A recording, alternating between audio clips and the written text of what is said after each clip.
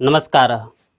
मैं डॉक्टर राजकुमार संस्कृत सौर्यम चैनल में आप सभी विद्वज्जन सभी छात्र छात्राओं का स्वागत करता हूं। यदि आप मेरे चैनल पे पहली बार आए हैं तो मेरे चैनल को सब्सक्राइब लाइक कर लें, जिससे संस्कृत के सभी ग्रंथों का पंक्तिशः अध्ययन एवं विशिष्ट व्याख्यानों का आप श्रवण कर सकें, सुन सकें, उसका लाभ उठा सकें। संस्कृत के प्रचार प्रसार के लिए इस वीडियो को अधिक से अधिक आप शेयर करें, जिससे सभी संस्कृत अनुरागियों को इसका लाभ मिल सके। प्रातः स्मरणीय परम पूज्य गुरुजी का संस्कृत सौर्यम चैनल में हृदय से हार्दिक स्वागत एवं अभिनंदन करता हूँ। आइए गुरुजी के श्रीमुख से ग्रंथ का पंक्तिशः अध्ययन करें। धन्यवाद। वागर्थाविव संपृक्तौ वागर्थ प्रतिपत्तये जगत पितरौ वंदे पार्वती परमेश्वरौ। मित्रों, इसमें हमने ध्वनि विरोधी अभाववाद के जो 3 पक्ष हैं उन पर विचार किया था। तो ध्वनि विरोधी अभाववाद के 3 पक्षों का निराकरण यहाँ तक हम लोग अब तक कर चुके हैं। यस्मिन्नस्ति न वस्तु किंचन मन प्रह्लादि, इस पद्य तक। और यह अंश है प्रथम कारिका का। काव्यस्यात्मा ध्वनिर्दिबुधैः यस्समाम्नात पूर्वः। तो ध्वनि विरोधी अभाववाद के जो 3 पक्ष हैं, नास्ति ध्वनि प्राचीने काव्यशास्त्रे, नास्ति ध्वनि गुणालंकारादि व्यतिरिक्तः और नास्ति ध्वनि काव्यात्मा, ये 3 पक्ष आचार्य ने माने। आचार्य अभिनवगुप्त ने इसको दूसरे रूप में प्रस्तुत किया था। उन्होंने कहा था कि नास्ति ध्वनि प्राचीने काव्यशास्त्रे, प्राचीन आचार्यों ने शब्द अर्थ के उपस्कारक तत्वों का विवेचन कर दिया है, गुणालंकारों का, और उन्हीं के सदृश रीति वृत्तियों का भी निरूपण कर दिया है। इनसे अतिरिक्त कोई तत्व यदि ध्वनि है तो हम उसको नहीं स्वीकार करेंगे। और दूसरा पक्ष उन्होंने कहा था कि ध्वनि गुणालंकार के सदृश चमत्कारकारी नहीं है, अतएव उसका अस्तित्व स्वीकार नहीं करेंगे।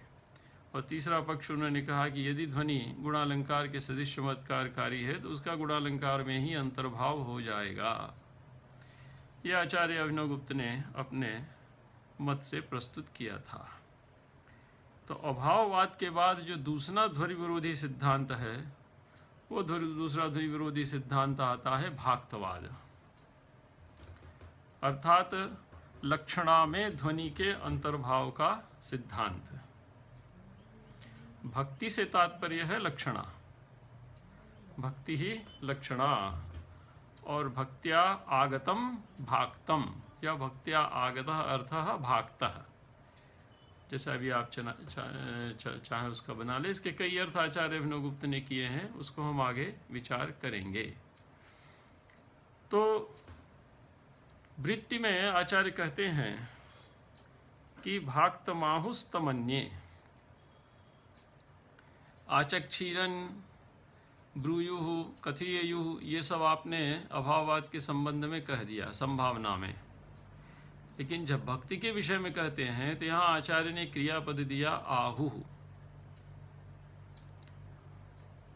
आहुः क्रिया दिया। तो इसके पीछे आचार्य का कहना है, आचार्य अभिनवगुप्त का कहना है कि नित्य प्रवृत्त वर्तमानापेक्षया अभिधानम। यहाँ पर जो आहुः क्रिया आचार्य ने दी है, यह आचार्य ने इसलिए दी क्योंकि भक्तिवाद या लक्षणावाद उनके सामने उपस्थित था, अभाववाद उपस्थित नहीं था। अभाववाद के जो 3 पक्ष हैं वो 3 पक्ष केवल और केवल संभावना मात्र पर आश्रित हैं। इसलिए अमी विकल्पा संभवंती ये कहा इन्होंने, और जगदुः ये परोक्षे लिट का भी प्रयोग किया। और परोक्षे लिट का प्रयोग करने के बाद आगे आचक्षीरन, ब्रूयुः, कथयेयुः, ये लिंग लकार का संभावना में इन्होंने प्रयोग किया था। तो स्पष्ट बतलाता है कि जो अभाववाद है वो अभाववाद आचार्य की अपनी बुद्धि की देन है, और ये एक संभावित पूर्व पक्ष था ध्वनि विरोधी। लेकिन जहाँ तक भाक्तवाद का प्रश्न है, भाक्तवाद तो जो आनंदवर्धन पर्यंत साहित्य शास्त्र के ग्रंथ लिखे जा चुके थे उसमें लक्षणा का उल्लेख आचार्यों के द्वारा किया गया था। इसलिए आचार्य ने यहाँ पर संभावना अर्थ में भक्ति का उल्लेख नहीं किया, यहाँ आचार्य ने नित्य प्रवृत्त वर्तमानापेक्षया अविधानम, अर्थात यह सिद्धांत आचार्य के सम्मुख उपस्थित होने वाले साहित्य शास्त्र के ग्रंथों में दिखलाई देता है। लेकिन भाक्तमाहुस्तमन्य वाली जो बात है, ये भी किसी पूर्ववर्ती आचार्य ने स्वीकार नहीं की थी। ये आचार्य की अपनी ही बुद्धि की देन है कि यदि आप ध्वनि का अंतर्भाव स्वीकार करें तो जो उपस्थित शब्द वृत्तियां हैं, उन शब्द वृत्तियों में से भक्ति अथवा गुणवृत्ति अथवा लक्षणा में आप ध्वनि का अंतर्भाव स्वीकार कर सकते हैं। तो ये भी वस्तुतः है संभावित ही पक्ष, ये पूर्ववर्ती किसी आचार्य के सिद्धांत में ये उपस्थित नहीं मिलता। तो यही कहते हैं। तो अभाववादस्य संभावना प्राणत्वेन भूतत्व मुक्तम, अभाववाद केवल संभावित सिद्धांत था, लेकिन भाक्तवादस्तु अविच्छिन्न पुस्तकेषु इत्यभिप्रायेण भाक्तमाहुरिति, भाक्तवाद तो पुस्तकों में अविच्छिन्न रूप से उपस्थित दिखलाई देता है। लक्षणा का विवेचन आचार्यों के द्वारा पुस्तकों में किया जाता हुआ हमें दिखलाई देता है। इसलिए उसी को लक्ष्य करके आचार्य कहते हैं नित्य प्रवृत्त वर्तमानापेक्षायाम अभिधानम भाक्तमाहुरिति, या भाक्तमाहुरिति नित्य प्रवृत्त वर्तमानापेक्षया अभिधानम, नित्य प्रवृत्त जो वर्तमान काल है उसकी अपेक्षा से इसका अभिधान आचार्य कर रहे हैं। ये इसमें एक व्याकरणात्मक विशेषता है जिसको आप समझ लीजिए। तो आचार्य ने वृत्ति में कहा भाक्तमाहुस्तमन्ये, अन्ये ये ध्वनि विरोधिनः सन्ति ते तम अर्थात ध्वनि तत्वम भाक्तम इति आहुः। भाक्त शब्द का अर्थ है भक्त्या आगतम भाक्तम, भक्त्या निष्पन्नम भाक्तम। इस प्रकार से आप इसका अर्थ कर लीजिए। यहाँ भक्ति शब्द का अर्थ है लक्षणा। तो अन्य ये ध्वनि विरोधिनः सन्ति तम ध्वनि संगीतम काव्यात्मानम गुणवृत्तिरित्याहुः, उसको गुणवृत्ति कहते हैं। देखिए कारिका में तो कहा भाक्तमाहुस्तमन्ये, लेकिन वृत्ति में आचार्य ने इसके लिए गुणवृत्ति शब्द का प्रयोग किया है, क्योंकि जो पूर्ववर्ती परंपरा है उद्भट वामन इत्यादि की, उस परंपरा में गुणवृत्ति शब्द ही उपस्थित मिलता है। दूसरी बात यह है कि लक्षणा शब्द का या गुणवृत्ति शब्द का कारिका में प्रयोग न करके आचार्य ने भक्ति शब्द का या भाक्त शब्द का प्रयोग किया। तो भक्ति या भाक्त शब्द का प्रयोग करने के पीछे आचार्य का उद्देश्य है कि ये दोनों प्रकार की लक्षणाओं अर्थात शुद्धा और गौणी, सादृश्य संबंध मूला और सादृश्येतर संबंध मूला, या सादृश्येतर संबंध मूला शुद्धा अर्थात जैसे आयुर्घृतम कार्य कारण है भाव है यहाँ पर, और सादृश्य संबंध मूला गौरवाहिक है गौणी। तो शुद्धा और गौणी दोनों का अध्याय यहाँ पर आचार्य कर लेते हैं। लेकिन चूंकि पूर्ववर्ती आचार्यों में उद्भट वामन इत्यादि में हमें गुणवृत्ति शब्द उपस्थित मिलता है, इसलिए इन्होंने काव्यात्मानम गुणवृत्ति इत्याहुः और सामानाधिकरण्य से इसका प्रयोग किया है, अर्थात दोनों में एक विभक्ति का यहाँ पर आचार्य ने प्रयोग किया है। इसका विवेचन आचार्य यहाँ पर कहेंगे। ठीक है। तो सामानाधिकरण्य से प्रयोग करने के पीछे आगे आचार्य ने विचार करते हुए कहा कि सामानाधिकरण्य इसलिए माना क्योंकि जहाँ गुणवृत्ति है वहाँ पर भी ध्वनि का यत्किंचित संकेत रहता है, अतएव उस गुणवृत्ति में ही ध्वनि का अंतर्भाव मान लिया जाए। तो विचार करते हैं आगे और कहते हैं अच्छा गुणवृत्ति यह जो शब्द है, यह शब्द हमें उद्भट में मिलता है। शब्दानाम अभिधानम अभिधा व्यापारो गुणवृत्तिश्च, ये मिलता है। इसी प्रकार उद्भट ने जब रूपक का लक्षण किया तो वहाँ पर भी कहा गुणवृत्ति प्रधानेन युज्यते रूपकम हितत्, गुणवृत्ति प्रधानेन युज्यते रूपकम हितत्। जैसे किसी ने कह दिया कमल पाणी है, तो जैसे कमल कोमल है वैसे हाथ कोमल है, जैसे कमल का रंग गुलाबी है वैसे हाथ का रंग गुलाबी है। इस प्रकार से दोनों के मध्य जो साम्य है उस आधार पर यहाँ पर दोनों के में स्थापना की जा रही है। रूपक का प्राण हो गुणवृत्तेन युज्यते रूपकम हितत्, या श्रुत्या संबद्ध यत् पदेन पदांतरम गुणवृत्ति प्रधानेन युज्यते रूपकम हि तत्। तो जब रूपकालंकार का लक्षण आचार्य करते हैं उद्भव, तो वहां पर उन्होंने गुणवृत्ति शब्द को अपनाया। और इस प्रकार शब्दानाम विधानम अभिधा व्यापारो गुणवृत्तिश्च, यहाँ का प्रयोग किया। गुणवृत्ति का आगे व्याख्यान करेंगे जब हम आचार्य अभिनव गुप्त को देखते हैं। तो फिर ये वृत्ति में कहते हैं कि यद्यपि च ध्वनि शब्द संकीर्तनेन काव्यलक्षण विधायिभिः गुणवृत्ति ही अन्यो वा न कश्चित प्रकार प्रकाशितः। देखिए, ग्रंथ का संपादन, समुचित संपादन अपेक्षित होता है। तो यहाँ गुणवृत्ति शब्द के बाद कॉमा लगा दीजिए। तो यद्यपि च ध्वनि शब्द संकीर्तनेन काव्यलक्षण विधायिभिः गुणवृत्ति ही अन्यो वा न कश्चित प्रकार प्रकाशितः। तो जब ध्वनि शब्द का उल्लेख करने का व्यवहार उपस्थित हुआ, तो जो पूर्ववर्ती काव्य लक्षण के निर्माता आचार्य हैं, काव्य लक्षण विधायी भी काव्य लक्षण के निर्माता आचार्य हैं, उन्होंने गुणवृत्ति शब्द का प्रयोग किया। और दूसरा उन्होंने कहा अन्यो वा न कश्चित प्रकार प्रकाशितः, और गुणवृत्ति से अतिरिक्त कोई दूसरा प्रकार उन्होंने नहीं प्रकाशित किया। तो गुणवृत्ति से अतिरिक्त से तात्पर्य यहाँ पर लेंगे गुणालंकार प्रकारातिरिक्त। तो अन्यो वा न कश्चित प्रकार प्रकाशित है। अन्यो वा अर्थात गुणालंकारा, गुण और अलंकारों का तो उन्होंने निरूपण किया था। शब्द गुण, अर्थ गुण और शब्दालंकार, अर्थालंकार, इन सब का उन्होंने कहा था। तब तो शब्दगताश्च चारुत्व हेतु, अर्धगताश्च चारुत्व हेतु, ये सब बताया था। लेकिन अन्यो वा अर्थात तदतिरिक्त, अर्थात गुणालंकार प्रकारातिरिक्त, गुण और अलंकारों के जो प्रकार इन्होंने निरूपित किए थे उससे अतिरिक्त कश्चित प्रकार न प्रकाशित, कोई प्रकार इन्होंने प्रकाशित नहीं किया।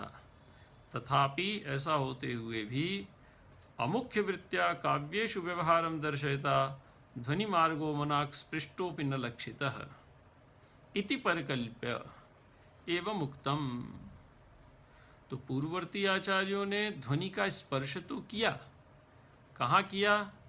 जब वो लक्षणा का विचार कर रहे थे, गुणवृत्ति का विचार कर रहे थे, भक्ति का विचार कर रहे थे। भक्ति, लक्षणा, गुणवृत्ति ये सब शब्द समान है, यद्यपि इनकी प्रयोग के हेतु भिन्न हो सकते हैं, लेकिन ये एक ही वृत्ति, एक ही शब्द वृत्ति के लिए प्रयुक्त होते हैं। तो देखिए, दो शब्द वृत्तियां मानी जाती हैं, एक मुख्य और दूसरी अमुख्य। तो मुख्या शब्द वृत्ति कौन है? अभिधा, या मुखमिव मुख्यम, या मुखे आदौ भवः, यत् प्रत्यय कर दीजिए मुख शब्द से तो मुख्यम बन जाएगा। तो मुखमिव मुख्यम, मुख के सदा सदृश जो मुख्य है, अर्थात प्रथमोपस्थितिका, प्रातिपदिक अर्थ है, ये वैयाकरणों ने भी माना था, जो सर्वप्रथम उपस्थित हो, अर्थात शब्द को सुनते ही जिस अर्थ की प्रतीति हो जाए उसी को हम प्रातिपदिकार्थ कहते हैं। तो शब्द वृत्तियों में अभिधा क्या है? आपकी मुख्य वृत्ति है, अर्थात जो साक्षात संकेतित अर्थ को बतलाती है। साक्षात संकेतितम योर्थम अभिधत्ते सवाचकः। साक्षात संकेतित का अर्थ क्या है? कि उसके बीच, शब्द और अर्थ के बीच में कोई व्यवधान नहीं होता। और शब्द और अर्थ के बीच व्यवधान कहाँ होता है? तो वो लक्षणावृत्ति में होता है। मुख्यार्धबाधे तद्योगे इस कहा।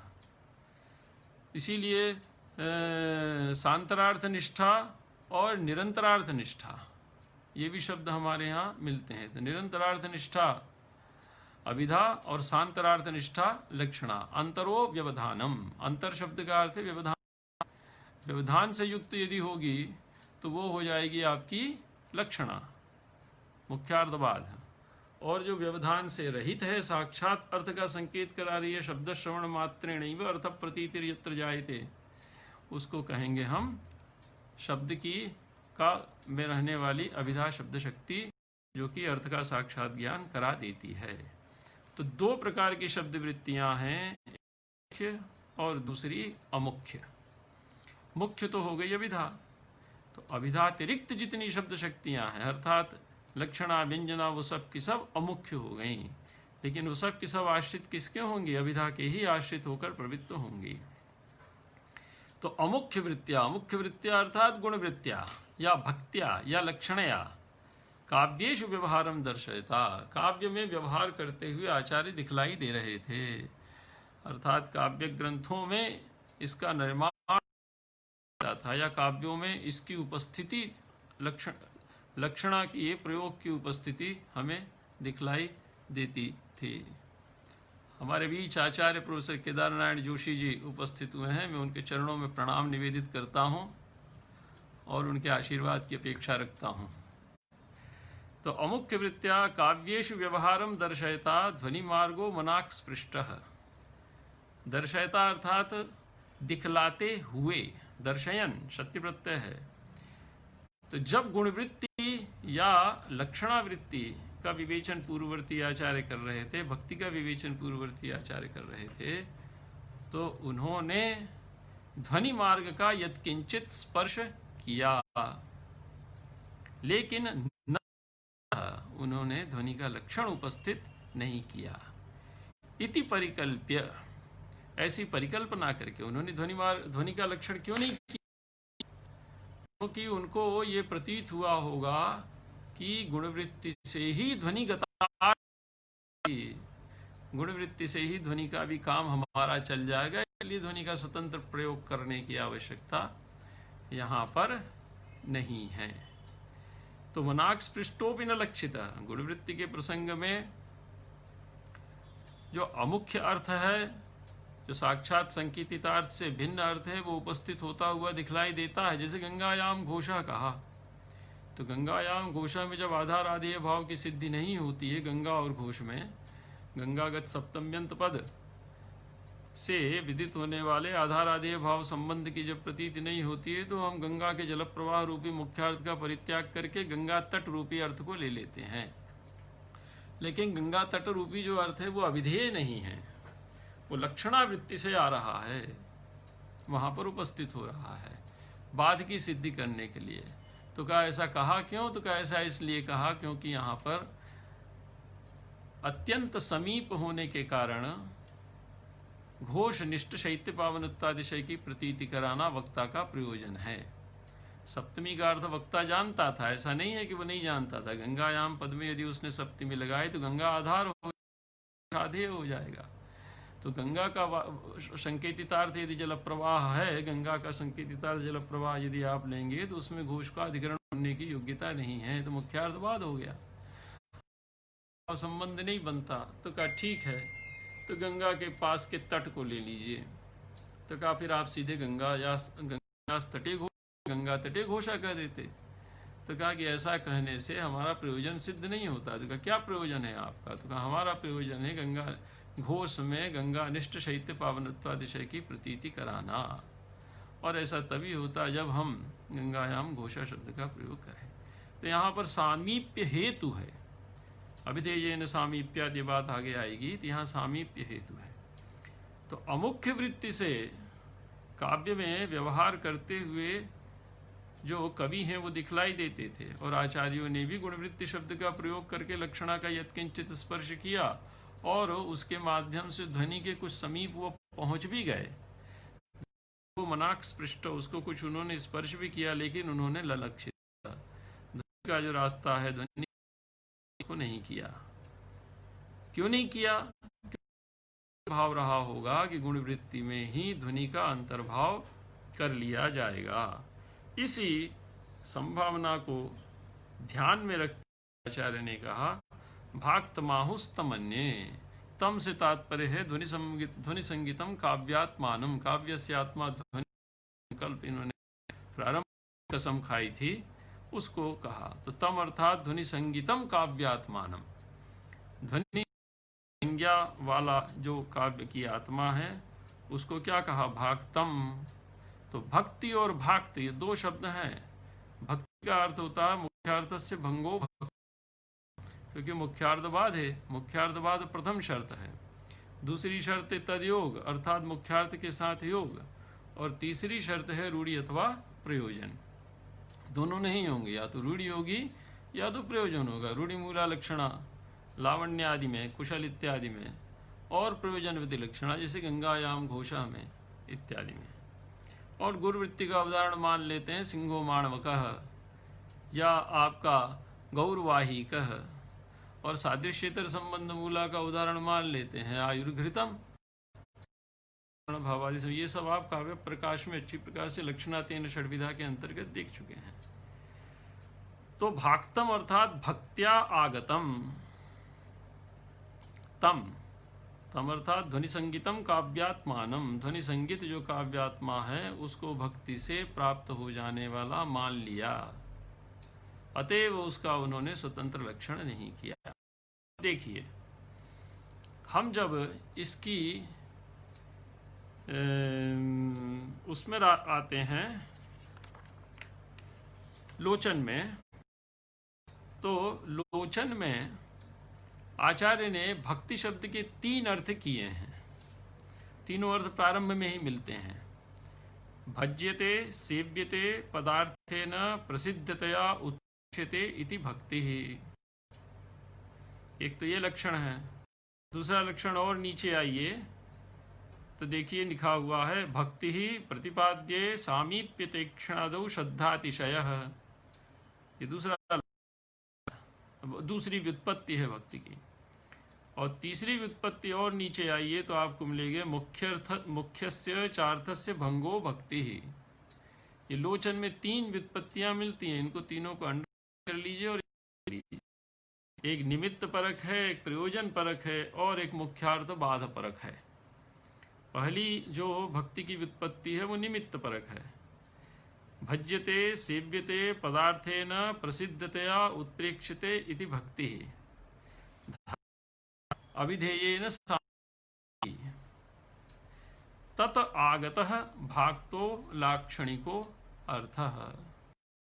तो सामीप्यादि के कारण जहाँ पर शैत्य पावनत्वातिशय धर्मों की प्रतीति कराई जाती है घोषादि में लक्षणा के उस प्रयोग को कहा जाता है भाक्त प्रयोग। तो भज्यते सेव्यते पदार्थेन प्रसिद्धतया उत्प्रेक्ष्यते, संभावना की जाती है इति भक्ति। अब धर्म क्या है? तो अविधेयेन सामीप्यादि ही, और तत आगतः अर्थात भक्त्या आगतः भाक्तः। भाक्त शब्द का अर्थ ये कहते हैं लाक्षणिकः अर्थः। तो कितने हेतु माने थे लक्षणा के? तो 5 हेतु माने थे। देखिए, सभी पंचम्यंत पद हैं इस कारिका में। अविधेयेन सामीप्यात् सारूप्यात् समवायतः वैपरीत्यात् क्रियायोगात् लक्षणा पंचधा मता। ये 5 प्रकार की लक्षणा मानी है। पंचधा पंच प्रकारा लक्षणा मता स्वीकृता पूर्ववर्ती आचार्य। तो अविधेयार्थ के साथ जो लक्ष्यार्थ है उसका क्या होगा? सामीप्य संबंध होगा, सामीप्यात्। सारूप्य संबंध होगा, समवाय संबंध होगा, वैपरीत्य होगा या क्रियायोग होगा। तो इसमें से सामीप्य है और सारूप्य और वैपरीत्य ये तो बड़े प्रसिद्ध हैं, आप जानते हैं। जैसे गंगायाम घोष, गंगायाम घोषा में सामीप्य है, गंगा के अत्यंत समीप है घोष। तो अविधेयेन अर्थात जल प्रवाह रूपेण अविधेयार्थेन अत्यंतम समीपः घोषः, अत्यंत समीप में स्थित है घोष। सारूप्यात्, सारूप्य में आप जितनी गौड़ी लक्षणा है वो ले सकते हैं। जैसे आपका आ गया सिंहो माणवकः, तो तैक्ष्ण्यात्, यादृशम तैक्ष्ण्यम सिंहे वर्तते तादृशम तैक्ष्ण्यम माणवके वर्तते। या अग्निर्माणवकः, अग्नि जैसा है वैसा माणवक है। तो अग्नि कैसी है? अग्नि तीक्ष्ण है और प्रकाशवान है। तो युगपत 2 धर्मों की उपस्थिति अग्नि में ही पाई जाती है। अग्नि में ज्वलनशीलता भी है और अग्नि में प्रकाश स्थित होता है। जब यद्यपि 2 धर्म एक साथ उपस्थित नहीं देखे जाते। तो अग्नि के ही सदृश है माणवक। तो वैसे ही अत्यंत प्रकाशवान, तेजस्वी और अत्यंत तीक्ष्ण बुद्धि वाला यह बालक भी है, अत्यंत प्रतिभावान। तो गुण साम्य से, सारूप्य से और वैपरीत्य में, जैसे उपकृतम बहुतस्त किमुच्यते सुजनता प्रतिता बहुता परम। तो जो अविवक्षित वाच्य ध्वनि का अत्यंत तिरस्कृत वाच्य ध्वनि और अर्थांतर संक्रमित वाच्य ध्वनि अर्थ था, उदाहरण था, उसमें आया है ये उपकृतम बहुतत्र किमुच्यते सुजनता बहुता। तो किसी अपकार करने वाले व्यक्ति के प्रति यदि आप कहते हैं कि अरे साहब आपने तो हमारा बड़ा उपकार किया, तो ये क्या है? विपरीत लक्षणा है। तो विपरीत लक्षणा से आप बोल रहे हैं। उसने वस्तुतः किया है क्या आपका? उसने वस्तुतः आपका अपकार किया है। तो इस प्रकार से लक्षणा 5 प्रकार की मानी जाती है। अन्य के भी उदाहरण आप समवाय और क्रिया योग के भी उदाहरण आप देख सकते हैं। तो ये 5 हेतु होते हैं लक्षणा के: सामीप्य, सारूप्य, समवाय, वैपरीत्य और क्रिया योग। लक्षणा पंचधामता। और गुण समुदाय वृत्ते शब्दस्य अर्थभागस्तैक्ष्ण्यादिर्भक्ति तथा आगतो गौणो अर्थो भागतः। और गुण समुदाय वृत्ति जो शब्द होता है उसका जो अर्थभाग है क्या? तैक्ष्ण्य आदि। जैसे कहा सिंहो माणवकः या अग्निर्माणवकः, तो इसमें अर्थ साम्य किस चीज को लेकर है? तैक्ष्ण्यादि गुण को लेकर है। सिंह और माणवक में जो समानता है वो समानता किस आधार पर है? तैक्ष्ण्यादि के आधार पर है। तो तैक्ष्ण्यादि ही भक्ति ही। तो हमारा जो श्रद्धातिशय है वो श्रद्धातिशय किसके प्रति है? वो श्रद्धातिशय हमारा यहाँ पर उपस्थित है किसके प्रति? उस गुण। इसीलिए कहते हैं भक्तिपाद्ये सामीप्य तीक्ष्णादौ श्रद्धातिशय। घोष को गंगा के अत्यंत समीप दिखाने के प्रति अत्यधिक श्रद्धा भाव होने के कारण हम ऐसा प्रयोग करते हैं। या माणवक में सिंह सदृश या अग्नि सदृश तेजस्विता और प्रकाश को दिखाने के उद्देश्य से हम सिंह और माणवक दोनों को समानाधिकरण्य से प्रस्तुत कर रहे हैं। अर्थात दोनों समान है। यादृश सिंह तादृश माणवकः अनयोर मध्य नास्ति कश्चन भेदः तादात्म्यम वर्तते। सिंहो माणवक ये रूपक है। समानाधिकरण्य रूपक और ध्वनि में अंतर होता है।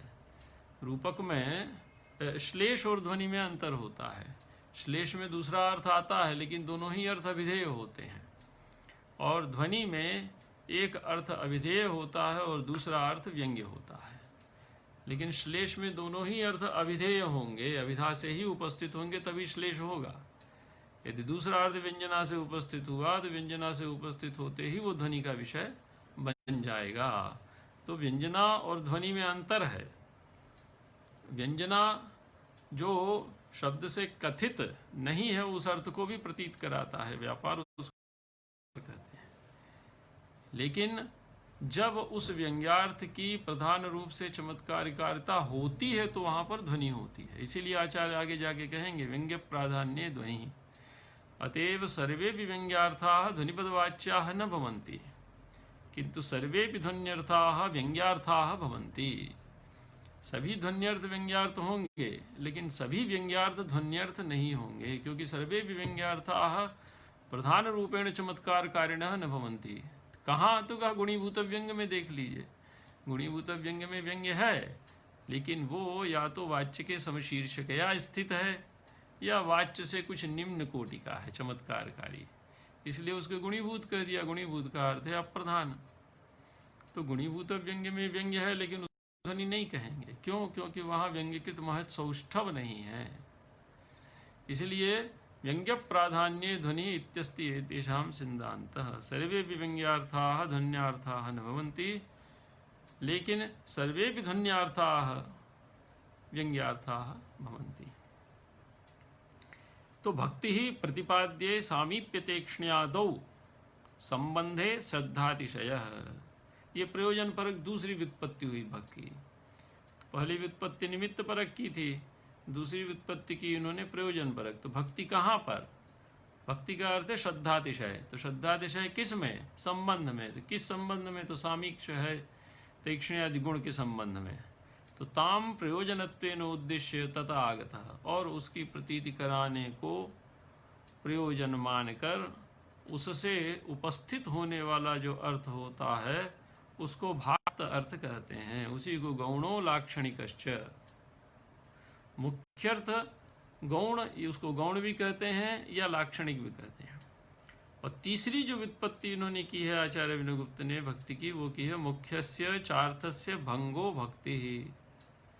मुख्यार्थ का बाद जहाँ पर हो जाता है उसको भक्ति कहते हैं। बाद दो प्रकार का होता है।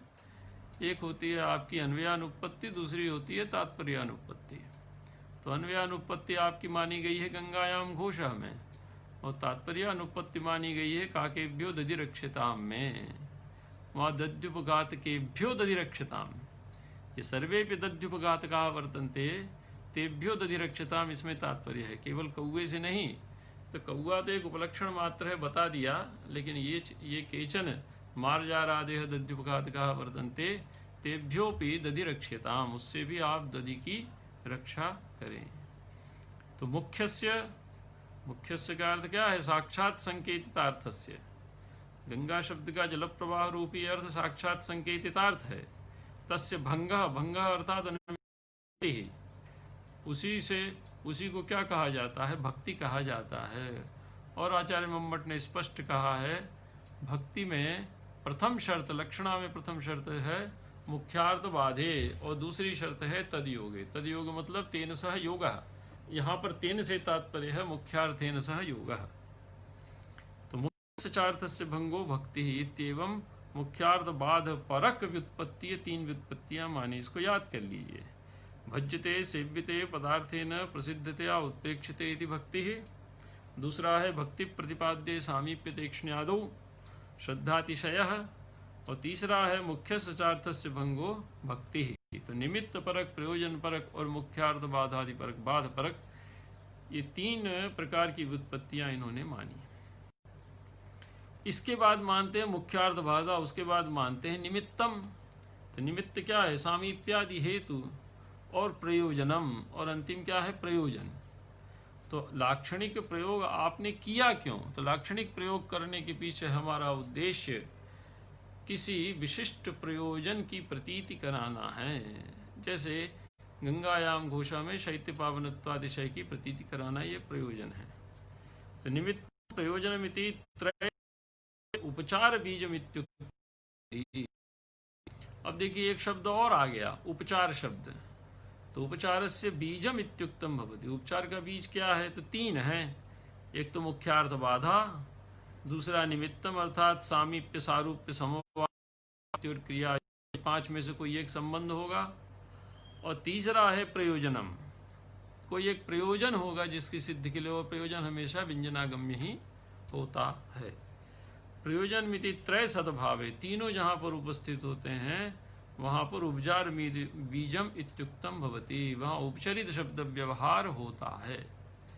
उपचार शब्द का अर्थ है अत्यंतम विशिकलितयोः पदार्थयोः सादृश्यातिशय महिम्ना भेद प्रतीति स्थगनम।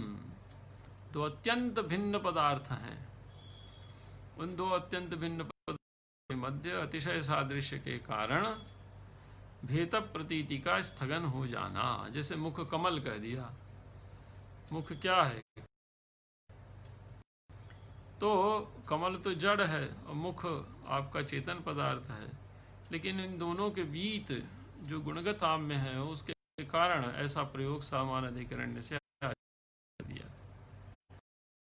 मुख कमलम, तो उपचार बीजम इत्युक्तम, उपचार का अर्थ है अत्यंत भिन्न अर्थों के मध्य सादृश्यातिशय की महिमा से भेद प्रतीति का स्थगित हो जाना, उसी को कहा जाता है उपचार। तो गुण वृत्ति हो गई, भक्ति हो गई, लक्षणा हो गई, उपचरित शब्द व्यवहार हो गया, ये शब्द का सब जो है सो लक्षणा के लिए प्रयोग किया जाने वाला शब्द के विभिन्न पर्याय हैं। इसके आगे आचार्य आनंद अभिनव गुप्त ने कहा कि काव्यात्मानम गुण वृत्ति ही, काव्य की आत्मा को जो ध्वनि है उसको आप गुणवृत्ति मान ले। तो यहाँ पर सामानाधिकरण्यस्य अयं भावः, यहाँ जो सामानाधिकरण्य का प्रयोग किया, अर्थात एक विभक्तिकत्वे सति एकार्थ प्रतिपादकत्वम, ऐसा जो इन्होंने किया है वो है यद्यप विवक्षित वाच्ये ध्वनि वेदे निश्वासान्धैवादर्शम इत्यादौ उपचारोस्ति तथापि न तदात्मैव ध्वनि तद्व्यतिरेकेणापि ध्वनेः भावात् विवक्षितान्य परवाच्य प्रभेदादौ। देखिए ध्वनि के 2 भेद किए थे इन्होंने, किए हैं, आगे जाके करेंगे। द्वितीय उद्योत में अविवक्षित वाच्य ध्वनि और विवक्षितान्य पर वाच्य ध्वनि। अविवक्षित वाच्य ध्वनि लक्षणा मूल ध्वनि है, वहाँ शब्द की प्रधानता होती है, क्योंकि शब्द लाक्षणिक जब होगा तभी वहाँ पर हम व्यंग्यार्थ तक पहुँच पाएंगे। तो लक्षणा व्यंजना के मूल में वहाँ उपस्थित है, और विवक्षितान्य पर वाच्य ध्वनि जो है वो अभिधा मूल ध्वनि है, वहाँ लक्षणा की उपस्थिति नहीं होती, सीधे वाच्यार्थ से हम व्यंग्यार्थ तक पहुँच जाते हैं। इसके दो भेद माने, असंलक्षक क्रम व्यंग्य और संलक्षक क्रम व्यंग्य। असंलक्षक क्रम व्यंग्य को माना इन्होंने रसादि ध्वनि, रस भाव तदाभास भाव शांत्यादि रक्रम भिन्नो रसाद्यलंकाराद अलंकारतया स्थितः। ये आचार्य ने माना रस भाव रसाभास भावाभास भाव शांति भावोदय भाव संधि भाव शबलता, ये 8 भेद माने इसके। और संलक्षक क्रम व्यंग्य को माना शब्द शक्तित्व अर्थ शक्तित्व और उभय शक्तित्व, इस प्रकार से इन्होंने माना। कवि प्रौढ़ोक्ति सिद्ध कवि निबद्ध भक्ति प्रौढ़ स्वतः संभवी कवि प्रौढ़ अर्थ शक्तित्व के 3 भेद माने, स्वतः संभवी कवि प्रौढ़ोक्ति सिद्ध और कवि निबद्ध भक्ति प्रौढ़ सिद्ध, और प्रत्येक के 4-4 भेद माने, तो 12 हो गए। और 2 प्रकार का हो गया शब्द शक्तित्व 14 हो गया, और 1 प्रकार का हो गया उभय शक्तित्व, तो 15 प्रकार का हो गया आपका संलक्षक क्रम व्यंग्य।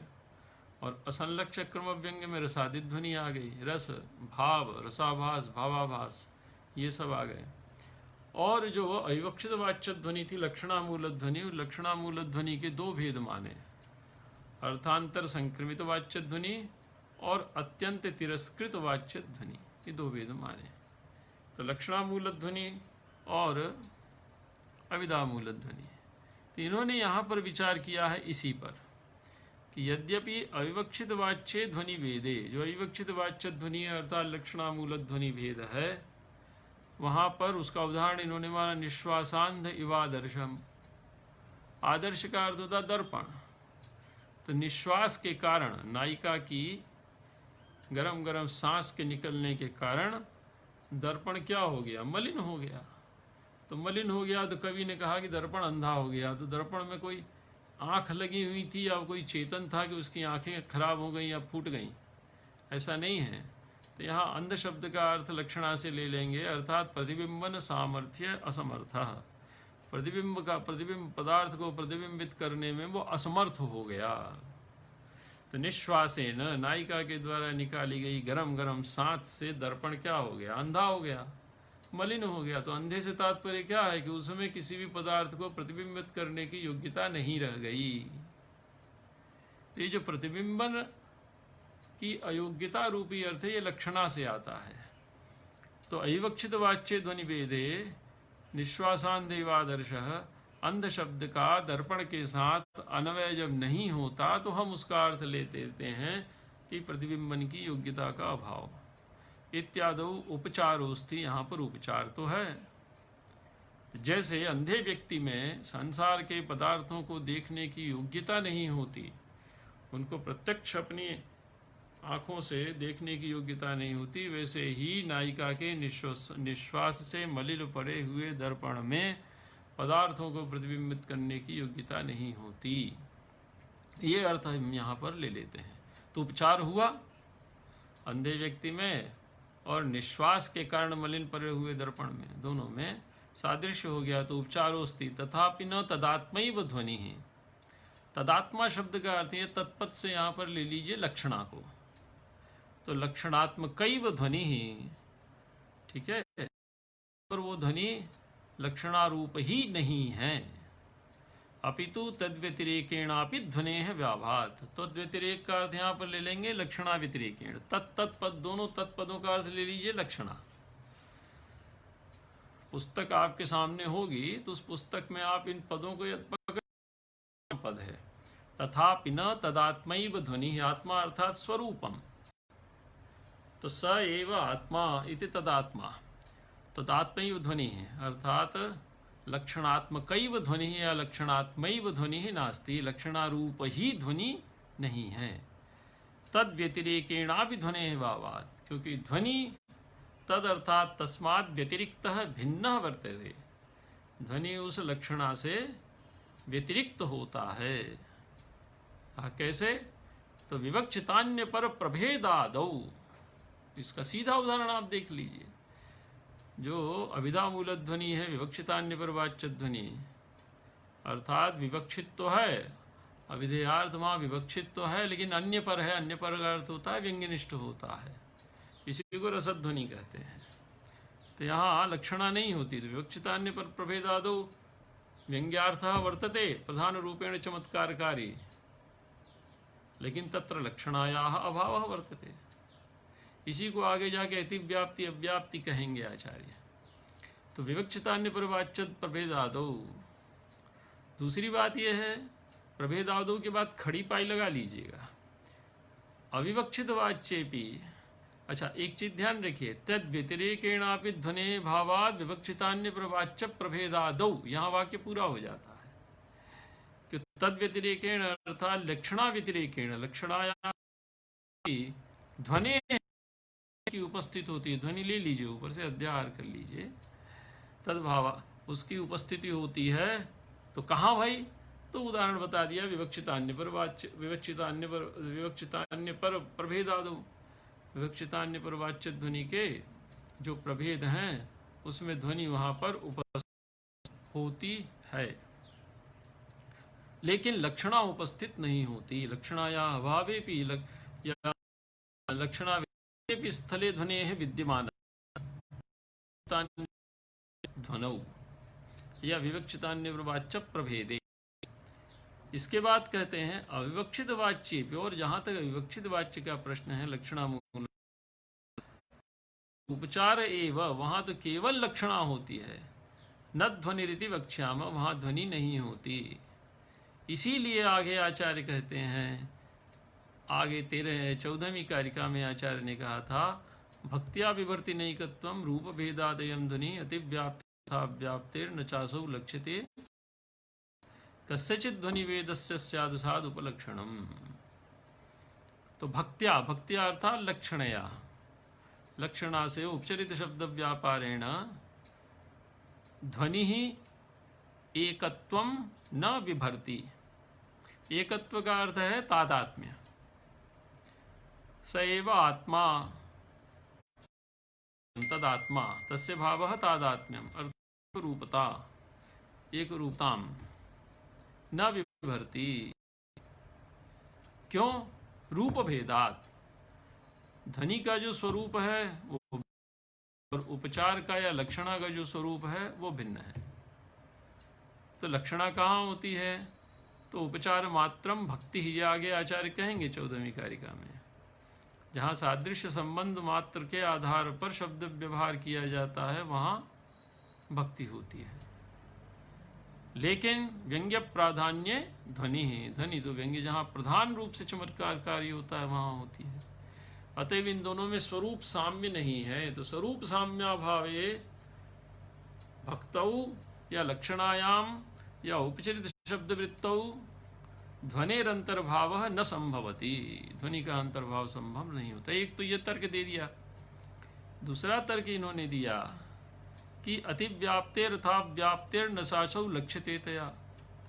अब दूसरा, यदि आप ध्वनि में लक्षणा में ध्वनि का अंतर्भाव करना चाहते हैं तो इन दोनों में लक्ष्य लक्षण भाव संबंध बना लीजिए। तो लक्ष्य लक्षण भाव संबंध जब आप बनाएंगे इनमें, तो ध्वनि हो जाएगा लक्ष्य और लक्षणा हो जाएगी आपका लक्षण। तो इनका ये कहना है कि अतिव्याप्तेर अथा व्याप्तेर न चासौ लक्ष्यते तया। यदि भक्ति को आप ध्वनि का लक्षण बनाते हैं और ध्वनि को भक्ति से लक्षित मानते हैं, तो ऐसी स्थिति में असाधारण धर्म वचनम लक्षणम, और लक्ष्य और लक्षण में व्याप्ति होती है। जैसे आपने कहा तत्र गंधवती पृथ्वी, तो पृथ्वी का लक्षण बनाया क्या आपने? गंधवत्वम, यत्र यत्र गंधवत्वम तत्र तत्र पृथ्वीत्वम। जहाँ जहाँ गंधवत्व होगा वहाँ वहाँ पृथ्वीत्व होगा, और जहाँ जहाँ पृथ्वीत्वाभावः तत्र तत्र गंधत्वाभावः, वहाँ पर गंधवत्व भी नहीं होगा, वहाँ पर गंध भी नहीं होगी। अन्वय व्यतिरेक व्याप्ति इस प्रकार से बना लेते हैं। तो यत्र यत्र लक्षणायाः उपस्थिति ही तत्र तत्र ध्वनि, ऐसी आपको व्याप्ति बनानी पड़ेगी। तो अतिव्याप्ति और अव्याप्ति और असंभव, ये तीन दोष होते हैं लक्षण के। अतिव्याप्ति कहते हैं आपके अलक्ष्य वृत्तित्वम अतिव्याप्ति, और अव्याप्ति कहते हैं लक्ष्य के देश वृत्तित्वम अतिव्याप्ति, और असंभव कहते हैं लक्ष्य मात्रा वृत्तित्वम असंभवः। जैसे आपने कहा शाबलेयत्वम गौहु, चितकबरा जो चितकबरी है वह गाय है। तो ठीक है, महाराष्ट्र की गाय, गुजरात की गाय, बहुत कुछ राजस्थान की गाय, चितकबरी आपको दिखलाई देती है। लेकिन हरियाणा की तरफ आ जाइए, पंजाब की तरफ आ जाइए, उत्तर प्रदेश बिहार की तरफ आ जाइए, यहाँ तो गाय चितकबरी नहीं होती, या तो सफ़ेद होती हैं, या तो लाल होती हैं, या तो काली होती हैं। तो शाबलेयत्वम गौहु ये क्या है? आपका इसका लक्षण नहीं बनेगा, ये अव्याप्त हो गया, अर्थात लक्ष्य के देश वृत्तित्वम, एक स्थान विशेष की गायों में ही ये पाया जाता है, इसलिए अव्याप्त हो गया। और अतिव्याप्ति यदि आपने कह दी तो एक शफत्वम गौहु कह दिया। अतिव्याप्ति यदि आपने कह दी तो श्रृंगित्वम गौहु कहा, एक शफत्वम नहीं, श्रृंगित्वम गौहु। श्रृंगित्वम गौहु यदि आपने कहा तो सींग तो आपके जो सो बकरी के भी हैं, सींग तो हिरण के भी हैं। तो श्रृंगित्वम गौ, यदि जिसके सींग हैं वो गौ है, ऐसा लक्षण यदि आप करते हैं, तो ऐसी स्थिति में अन्य जितने भी प्राणी जिनमें सींग है उन सब में यह लक्षण चला जाएगा। तो अलक्ष्य वृत्तित्वम अतिव्याप्ति है, अर्थात गौ को छोड़कर गोतिरिक्त गौ के अतिरिक्त जो अन्य प्राणी है उसमें भी ये लक्षण जा रहा है। और असंभव, असंभव कह दिया आपने एक शफत्वम गौहु। तो एक शफत तो घोड़े में होता है, उसका एक खुर होता है, गाय का एक खुर नहीं होता है, गाय का खुर फटा होता है बीच से। तो जो असंभव है अर्थात लक्ष्य मात्रा वृत्तित्वम, जो लक्ष्य गौ है उसमें वो लक्षण पाया ही नहीं जाता।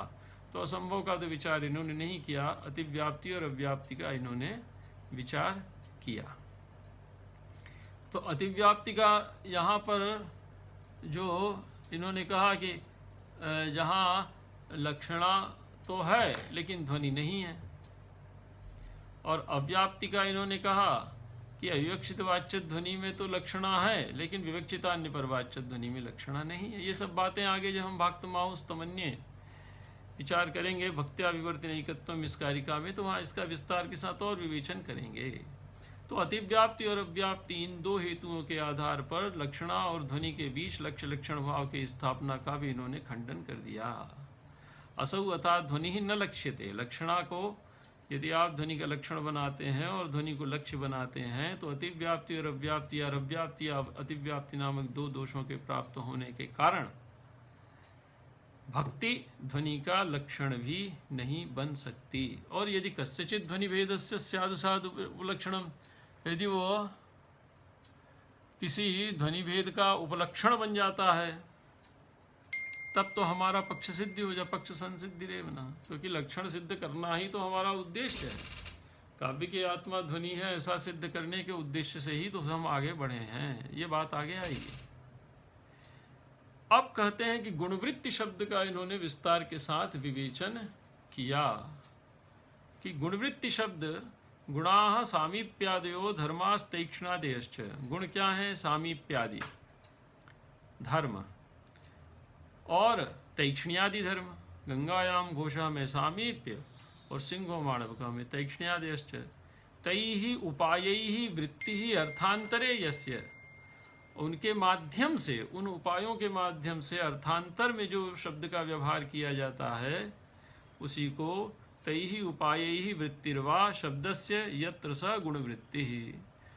तो गुण ही या गुण साम्य ही जहाँ अर्थांतर की प्रतीति में हेतु बनता है वहाँ पर गुणवृत्ति नाम का शब्द व्यापार या लक्षणा होती है। तो गुणवृत्ति ही शब्दार्थ हो वा। दूसरा अर्थ इन्होंने किया गुणद्वारेण वा वर्तने गुणवृत्ति ही अमुख्यो विधा व्यापार है, जहाँ गुण को आश्रय बनाकर आप व्यवहार करते हुए दिखलाई देते हैं। जैसे गौरवाहिक कह दिया तो जाड्यमान्द्यादि गुण जो हैं दोनों में समान है। जैसे जाड्यमान्द्यादि गुण वाहिक में है वैसे ही जाड्यमान्द्यादि गुण आपके गौ में भी उपस्थित पाए जाते हैं। तो गुणद्वारेण वा वर्तने गुणवृत्ति अमुख्य अभिधा व्यापार, और ये व्यापार अमुख्य है। मुख्य व्यापार तो अभिधा है, लेकिन ये अमुख्य व्यापार है। अमुख्यो अभिधा व्यापार, और ये अभिधा का ही व्यापार है, क्योंकि बिना अभिधा के हम गुणवृत्ति तक नहीं जाते। एतदुक्तम भवति, ऐसी स्थिति में ध्वनिति इति वा, ध्वन्यते इति वा, ध्वननम इति वा, 5 प्रकार की ध्वनि मानी थी। ध्वनि के 5 अर्थ किए थे। ध्वनिति इति यह सह वाचक शब्द ध्वनि है, और ध्वनिति इति यह सह वाच्योर्थ ध्वनि। ध्वन्यते इति व्यंग्यार्थ ध्वनि है, और ध्वननम व्यापार ध्वनि, और ध्वन्यते अस्मिन् इति संपूर्णोपि शब्द संपूर्णमपि काव्यम ध्वनि है। इनका जो समूह है, समूहालंबनात्मक जो काव्य है, जो जिसमें ध्वनिति शब्द भी है, अर्थ भी है, व्यापार भी है, व्यंग्यार्थ भी जिसमें उपस्थित है, वो काव्य भी ध्वनि करता है। ध्वन्यते अस्मिन् इति। तो ध्वनिति इति, ध्वन्यते इति और ध्वननम इति। तो ध्वनिति इति के 2 अर्थ किए, वाचक शब्द वाच्यार्थ, और ध्वन्यते यह सह व्यंग्यार्थ, ध्वन्यते अस्मिन् इति काव्यम, और ध्वननम इति व्यापार, ल्युट प्रत्यय कर दिया। तो ध्वननम इति व्यापारो वा, ये जो आपने अर्थ किए, ध्वनिति इति वा, ध्वन्यते इति वा, ध्वननम इति वा, ध्वनिति इति शब्दः वाचक शब्दः, ध्वन्यते इति वाच्यार्थः, और ध्वननम इति वा यदि ध्वनि ही तथापि उपचरित शब्दार्थ व्यापार अतिरिक्तो नातो कश्चित। और ये जितना भी है, ये सब का सब उपचरित शब्द व्यापार के अतिरिक्त नहीं है। जो उपचरित शब्द व्यापार था उसी के अंतर्गत ये सब का सब समाहित हो जाता है। मुख्यार्थेत्यभिधैवेति पारिशेष्याद मुख्य एवं ध्वनि ही तृतीय राश्य भावात। देखिए, एक मुख्य और दूसरा अमुख्य, ये 2 ही राशियां हैं शब्द की, 2 ही कोटियां हैं शब्द की। एक है राशि मुख्य और दूसरी राशि है अमुख्य, और तीसरी कोई कोटि बनती ही नहीं। यही कहते हैं मुख्यार्थेत्यभिधैवेति। मुख्यार्थ यदि है तो यह अभिधा मान ली जाएगी, और पारिशेषाद मुख्य, और पारिशेष्य तो बचा क्या, तो बचा अमुख्य। अमुख्यार्थ बचा, अमुख्यार्थ अर्थात लक्ष्यार्थ बचा, गुणवृत्ति बचा, तो वह ध्वनि रूप हो जाएगा। तो मुख्य में ही ध्वनि का अंतर्भाव कर लीजिए। और तृतीय राश्य भावात, तो मुख्यातिरिक्ता, मुख्य और अमुख्य से अतिरिक्त तृतीय राशि न भवति। तृतीय राशि उपस्थित नहीं होती है। तो या तो अभिधा होगी या तो लक्षणा होगी। इसलिए लक्षणा में आप इसका अंतर्भाव कर लीजिए, क्योंकि लक्षणा में यत्किंचित ध्वनि का स्पर्श वहां पर उपस्थित था। ननु केन एतदुक्तम ध्वनिर्गुणवृत्तिरित्याशंका यद्यपि चेति। यद्यपि चेति जो प्रारंभ में इन्होंने कहा था आपकी वृत्ति में, यद्यपि च ध्वनि शब्द संकीर्तनेन काव्य लक्षण, तो किसने कहा था, तो वो पूरा इतिहास यहाँ प्रस्तुत करते हैं।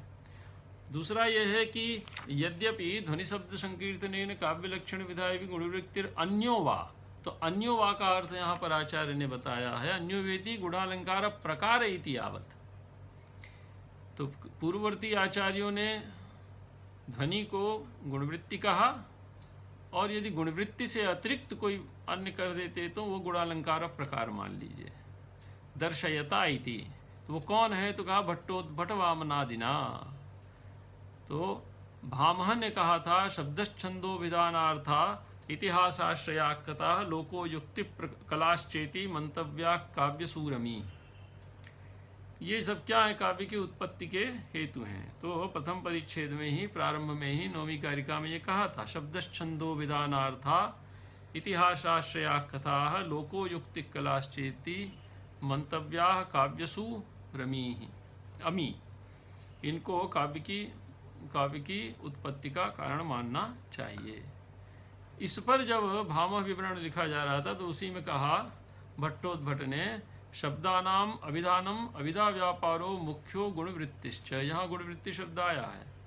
शब्दों का एक व्यापार होता है विधा व्यापार, वो मुख्य व्यापार होता है, और दूसरा अमुख्य व्यापार वो होता है गुणवृत्ति ही। तो यहाँ गुणवृत्ति शब्द आया था। इसी प्रकार जब आचार्य वामन ने लक्षणा का विवेचन किया तो उन्होंने विकास आदेशाल लक्षणा वक्रोक्ति ही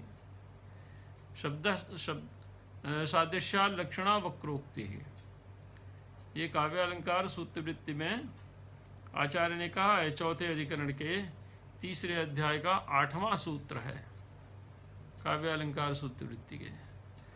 तो सादृश्याल लक्षणा वक्रोक्ति ही, यहाँ पर आचार्य ने गुणवृत्ति शब्द का प्रयोग किया था। तो बहूनि ही निबंधनानि लक्षणायाम तत्र सादृश्याल लक्षणा वक्रोक्तिरिति उन्मिमील कमलम सरसीनाम कैर्वंच निमिमील मुहूर्तात् अत्र नेत्र धर्मावुन्मीलन निमीलने सादृश्याद विकास संकोचौ लक्ष्यतः, विकास और संकोच कमल में भी लक्षित हो रहे हैं। ये सब वहाँ पर विषय प्राप्त होता है। तो सादृश्याल लक्षणा वक्रोक्ति है, यहाँ पर मनाक्ष पृष्ठ है, अर्थात 23 तावत ध्वनि दिगुन्मीलिता, उन्होंने ध्वनि का यत्किंचित स्पर्श किया था। लेकिन यथालिखित पाठकैस्तु स्वरूप विवेकम कर्तुम अशक्नुवद्भिः तत्स्वरूप विवेको न कृतः। यथालिखित पाठक का अर्थ जैसा लिखा वैसा अक्षरशः पढ़ दिया, उसमें अपना दिमाग नहीं लगाया।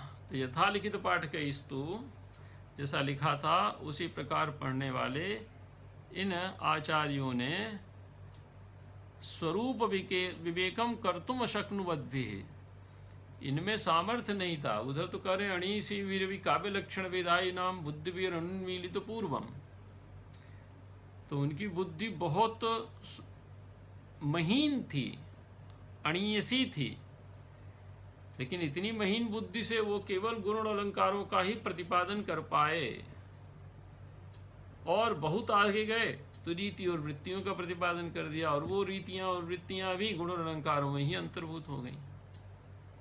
वो ध्वनि तक उनकी इतनी सूक्ष्म बुद्धि भी नहीं पहुंच पाई। तो इसी को कहते हैं।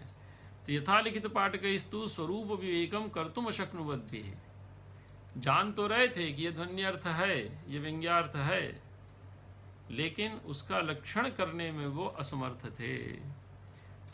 तत्स्वरूप विवेको न कृतः, तत्शब्द से यहाँ पर लेंगे ध्वनि ही, ध्वनि स्वरूप विवेको न कृतः प्रत्युतोपालभ्यते, और उल्टे वो उपालंबन देने लगे, उलाहना देने लगे कि ध्वनि नहीं है, ध्वनि व्यंजना में ही समाहित हो जाता है, लक्षणा में ही समाहित हो जाता है। क्यों? क्योंकि अभग्न नारिकेलवद यथा श्रुत तद ग्रंथोद्ग्रहण मात्रेणेति। अभग्न नारिकेलवद, नारियल जब तक टूटा नहीं रहता तब तक तो वो बड़ा कड़ा होता है, अग्राह्य होता है, असह्य होता है, उसकी कठोरता को आप सह नहीं पाते। लेकिन जब वो टूट जाता है तो उतना ही मीठा पानी उसके अंदर निकलता है, उतना ही सरस पदार्थ उसके अंदर निकलता है, खाने में बड़ा ही मीठा। तो अभग्न नारिकेलवत, आपने नारियल को छील तो लिया, लेकिन उसको बिना फोड़े छोड़ दिया। तो आप गुणवृत्ति तक पहुंच तो गए, ध्वनि का स्पर्श तो कर लिया, लेकिन थोड़ी सी और मेहनत करनी थी आपको, थोड़ी सी और मेहनत करते तो आप ध्वनि का भी लक्षण कर लेते। तो आपने अविवक्षित वाच्य में लक्षणा के प्रसंग में ध्वनि का स्पर्श तो किया, प्रयोजन रूप जो ध्वनि तत्व था वहां तक आप तो पहुंचे, लेकिन उसको आपने भाक्त मान लिया, उसका आपने स्वतंत्र लक्षण करने का प्रयास नहीं किया। यही है अभग्न नारिकेलवत का अर्थ है। लक्षणा तक आप पहुंच गए, प्रयोजन तक आप पहुंच गए, लेकिन जब उस प्रयोजन का व्याख्यान करने का प्रश्न आया, उसके आधार पर ध्वनि को लक्षित करने का प्रश्न आया, तो वहां आपने प्रयास करना बंद कर दिया। तो यथाश्रुत तद्ग्रंथोद्ग्रहण मात्रेणेति, यथाश्रुत अर्थात जैसा आपने उन ग्रंथों को प्राप्त किया था वैसा का वैसा आप ग्रहण करके बैठ गए, उसमें आपने जरा भी अपना दिमाग नहीं लगाया।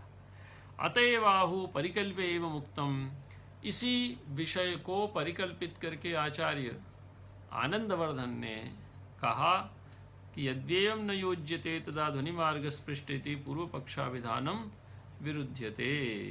तो इसी को परिकल्पित करके आचार्य ने यहाँ पर ध्वनि को भक्ति में अंतर्भूत किया जा सकता है पूर्ववर्तियों के द्वारा, यह एक पक्ष यहाँ पर उपस्थित किया। और यहाँ पर आहु क्रिया का प्रयोग किया था, क्योंकि आहु क्रिया नित्य प्रवृत्त वर्तमानापेक्षा विधानम, क्योंकि ये पक्ष आचार्य के सम्मुख उपस्थित था। इसके बाद जो अंतिम पक्ष बचता है वो अंतिम पक्ष है आपका अनिर्वचनीयतावाद का। तो केचित पुनः लक्षण करणशालीन बुद्धियो धनेश तत्वम गिरामगोचरम सहृदय हृदय संवेद्यमेव समाख्यातमन्तः। शालीना बुद्धि लक्षणस्य करणे शालीना बुद्धि मति येषां ते लक्षण करणशालीन बुद्धयः। केचित जो बचे हुए अभाव विरोधी थे, ध्वनि विरोधी आचार्य, वो क्या थे? लक्षण करण, लक्षण का अर्थ है ध्वनि लक्षण, ध्वनि तत्व का लक्षण करने की में असमर्थ बुद्धि वाले थे। कोमल मते है, सुकुमार मते है, अर्थात मेहनत नहीं करना चाहते थे। वो ध्वनि का जो तत्व है, सारभूत तत्व, उसको क्या कह दिया उन्होंने? गिराम गोचरम, उसको हम वाणी का विषय नहीं बना सकते। तो है क्या वो? तो सहृदय हृदय संवेद्य में, बस सहृदय के हृदय के द्वारा ही उसका संवेदन किया जा सकता है, ऐसा उन्होंने समाख्यातमन्तः। तेन एवं विधासु वमितषु स्थितासु सहृदय मन प्रीते तत्स्वरूपम भूमा, जो तेन ब्रूम सहृदय मन प्रीते तत्स्वरूपम फलिकार का कही थी। तो ये तीन प्रकार की विमतियां उपस्थित थीं। तो इसका आचार्य विवेचन करते हुए कहते हैं कि ये तीनों अप्रगल्भ मतियां हैं। शालीन बुद्धिः का अर्थ है अप्रगल्भ मतयः, जिनकी बुद्धि प्रगल्भ नहीं है, विकसित नहीं है, उसमें उचितानुचित का विवेक करने की योग्यता अभी आई नहीं है। एते च त्रय उत्तरोत्तरम भव्य बुद्धयः, ये तीनों के तीनों उत्तरोत्तर भव्य बुद्धि है, अर्थात इनकी बुद्धि में कुछ प्रकाश उपस्थित होता हुआ दिखलाई देता है। भाववादियों की अपेक्षा भाक्तवादियों में, और भाक्तवादियों की अपेक्षा अनिर्वचनीयतावादियों की जो बुद्धि है वो कुछ अधिक भव्य है। क्यों?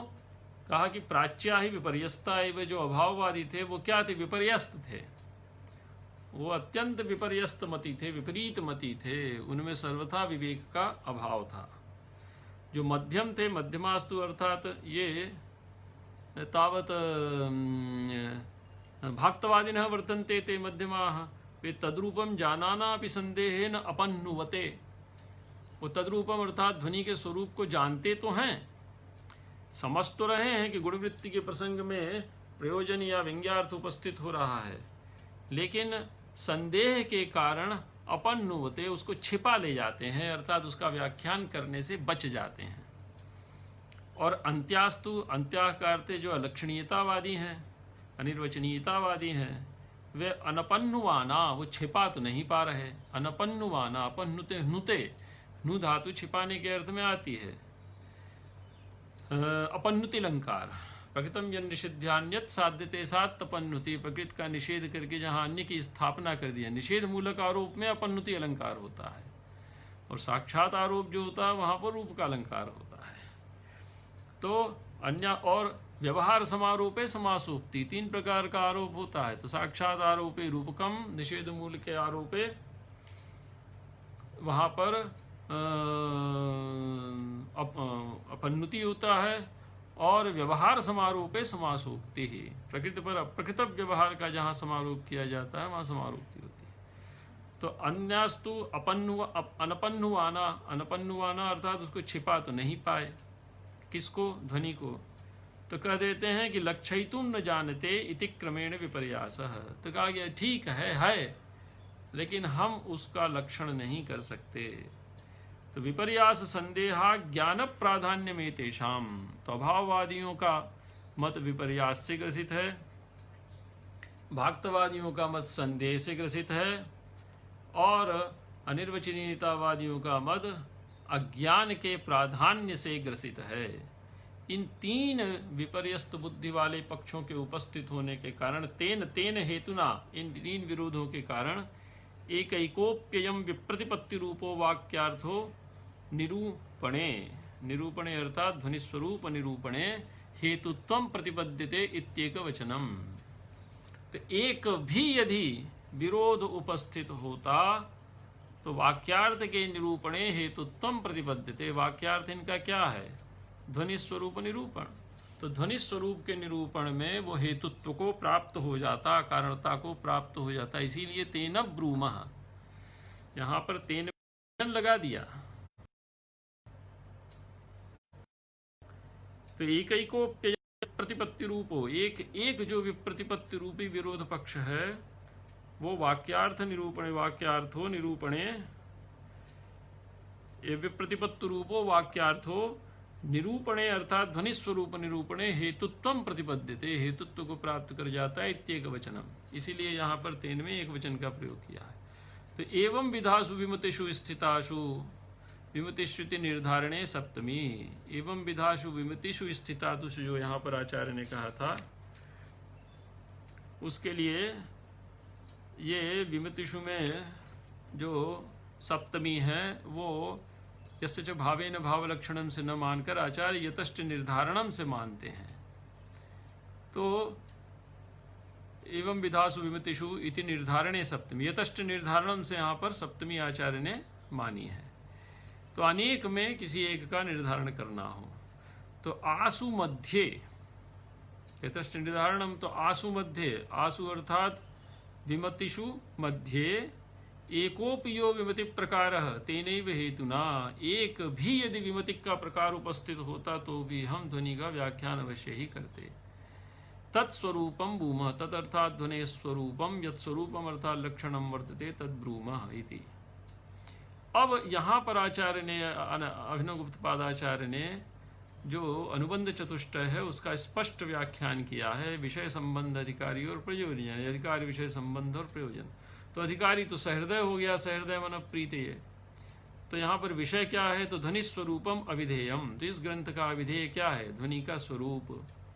अभिधान क्या है, अविधेय, अभिधान, अभिधाना विधेय लक्षणों ध्वनि शास्त्रों, ध्वनि और शास्त्र के बीच में अभिधान और अविधेय रूपी संबंध है। वक्तिश्रोत्रों, वक्तिश्रोत्रोर व्युत्पाद्य व्युत्पादक भाव संबंध, वक्ता और श्रोता के बीच में व्युत्पाद्य व्युत्पादक भाव संबंध है। विपत्ति निवृत्त्या तत्स्वरूप ज्ञानम प्रयोजनम, विमति जो विरोध है, अभाववाद, भक्त निर्वचनीयतावाद, इनकी निवृत्ति पूर्वक तत्स्वरूप परिज्ञानम, उसके स्वरूप का जो परिज्ञान किया जाना, स्थापना किया जाना, वो इस ग्रंथ का प्रयोजन है। और शास्त्र प्रयोजनयोः साध्य साधन भाव, और शास्त्र अर्थात ये जो साहित्य शास्त्र है जो भी है, और उसका जो प्रयोजन है अर्थात ध्वनि प्रस्थापन रूपी जो प्रयोजन है, ध्वनि स्वरूप परिज्ञान रूपी जो प्रयोजन है, उसके बीच में यहाँ पर आचार्य ने साध्य साधन भाव संबंध मान लिया। तो ये विषय है ध्वनि स्वरूपम अविधेयम, और संबंध तीन माने, अभिधाना विधेय लक्षणों ध्वनि शास्त्रों, वक्तिश्रोत्योर व्युत्पाद्य व्युत्पादक भाव संबंध, और शास्त्र प्रयोजनों साध्य साधन भाव संबंध। और प्रयोजन इन्होंने मान लिया विमति तत्स्वरूप परिज्ञानम प्रयोजनम, अर्थात विरोधों का निवारण करते हुए ध्वनि के स्वरूप का परिज्ञान करना, ये इस ग्रंथ का प्रधान प्रयोजन है। और अधिकारी है कौन, सहृदय, सहृदय मन प्रीतिये तत्स्वरूपम ब्रूमः, ये है। तो ये यहाँ पर प्रयोजन। इसके बाद इन्होंने संक्षेप में ध्वनि का स्वरूप प्रतिपादित किया है, उसको हम कल देखकर फिर आगे कारिका को लेंगे। हाँ, अतिव्याप्तिर्ना